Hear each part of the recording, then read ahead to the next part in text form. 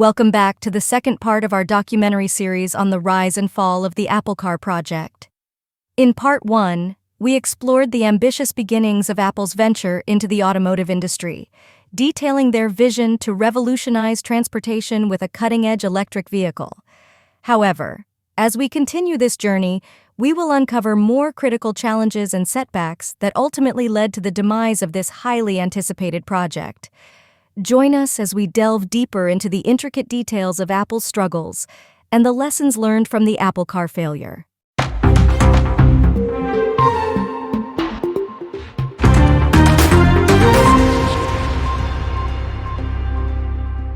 Throughout much of the process, Apple continued to explore potential partnerships. Years after Cook rejected the idea of buying Tesla, Riccio and Zadesky met with Musk to explore collaboration possibilities, including Tesla producing batteries for the Apple Car.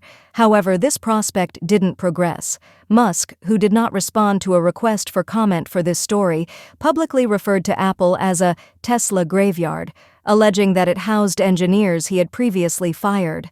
Later on, Musk attempted to restart discussions with Cook as Tesla encountered difficulties with the Model 3, but Musk claimed that the Apple CEO refused to meet. Conversations with Mercedes-Benz reached a more advanced stage. For a brief period, Apple and the German automaker actively pursued a partnership akin to the Tesla proposal, with a twist. Mercedes would manufacture Apple's vehicle while also integrating Apple's self-driving platform and user interface into its own cars.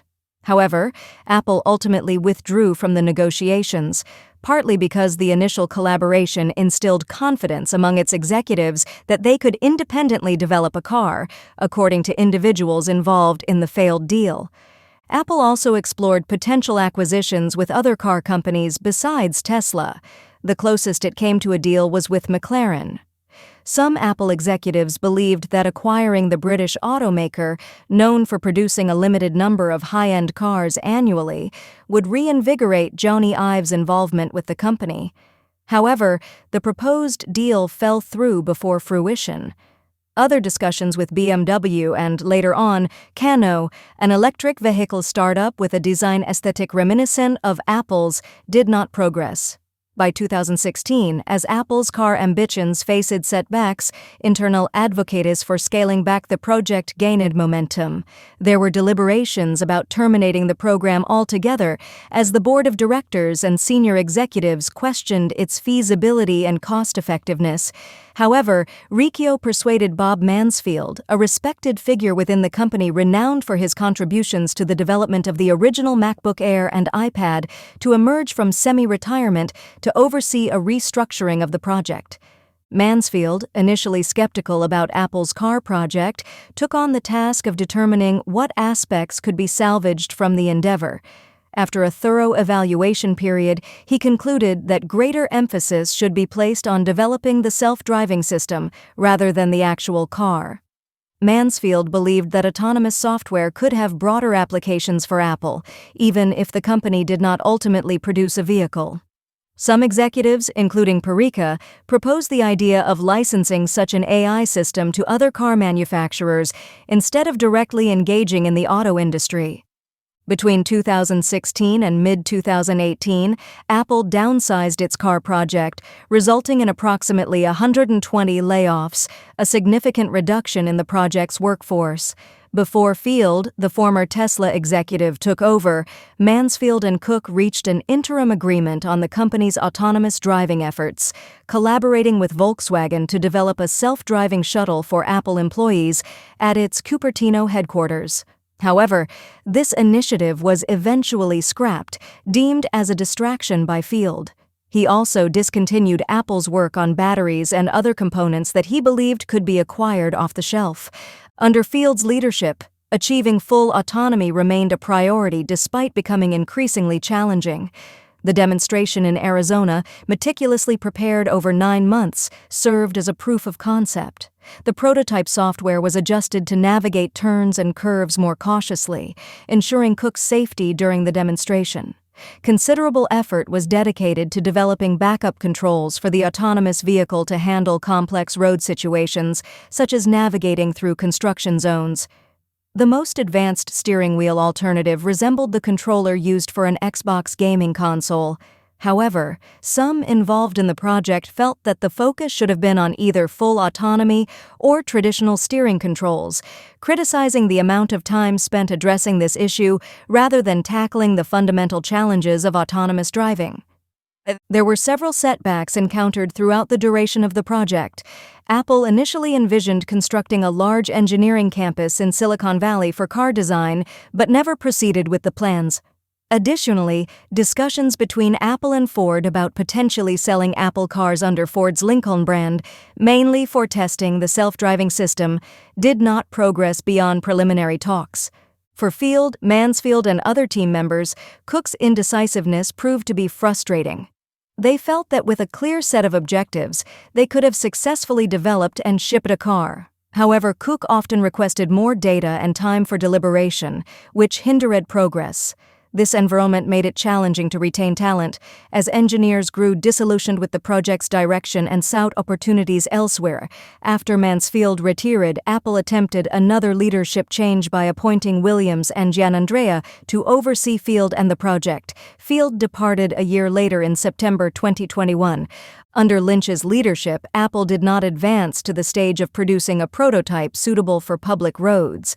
However, the self-driving technology tested on Apple's fleet of modified Lexus SUVs showed promise, leading to plans for expansion to more cities by late 2024. The company intended to offer self-driving capabilities as a subscription service, akin to Tesla's driver support features. Supplementary paid features, such as streaming Apple Music and Apple TV Plus content to the vehicle, were envisioned to compensate for the modest profit margins on car hardware. Internal estimates suggested that Apple's production cost for the car was approximately $120,000, significantly higher than the intended $85,000 selling price. Last year, Apple made a final shift in direction. Designs were adjusted to transition from Level 5 to Level 2 autonomy, similar to Tesla's current autopilot system, which offers assistance to drivers rather than fully replacing them. Accordingly, the updated design reintegrated a conventional automotive interface, including a steering wheel and pedals. An Apple executive remarked, "They finally came to their senses.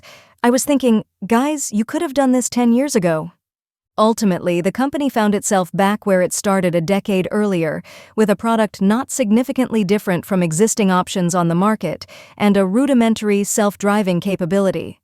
Kevin Lynch is a pragmatic individual, noted an Apple executive involved in the decision-making process regarding the car. He attempted to take a realistic approach. When pressed, Lynch indicated that achieving true autonomy might still be a decade away. It appears he finally convinced Apple's leadership that this presented a problem without a foreseeable solution that was both affordable and reliable.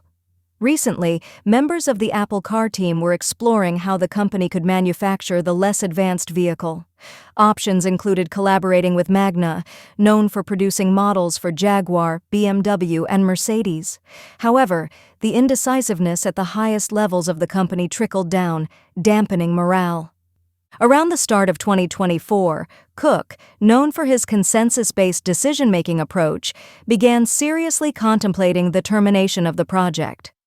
That's when you started to see members of the leadership of Titan look for jobs at other companies and within Apple, a source familiar with the situation remarked.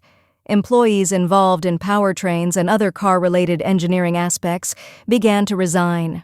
On the evening of Monday, February 26, approximately 2,000 employees of Apple's Special Projects Group received an email announcing a 10 a.m. all-hands meeting the following day.